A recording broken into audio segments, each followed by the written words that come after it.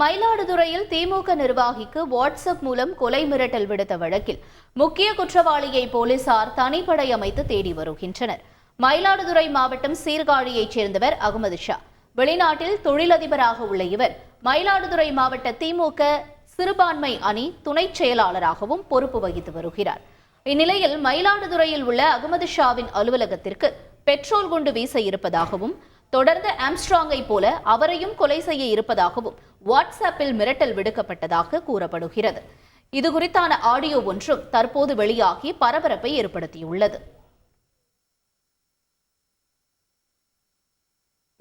என்னடா அகமது வாலிஷா, நல்லா இருக்கியாடா? உனக்கு தேதி குறிச்சாச்சு. 17ஆம் தேதி உன்னோட ஆஃபீஸ் வாசலில் பெட்ரோல் குண்டு வெடிக்க போகுது. அதுக்கப்புறமும் நீ அரசியல் பண்ணணும்னு என் ஏரியாவில் வந்த அப்படின்னா ஆம்ஸ்டாங் நடந்துச்சு பார்த்தியா, அதை விட உனக்கு ரொம்ப மோசமாக நடக்கும்டா.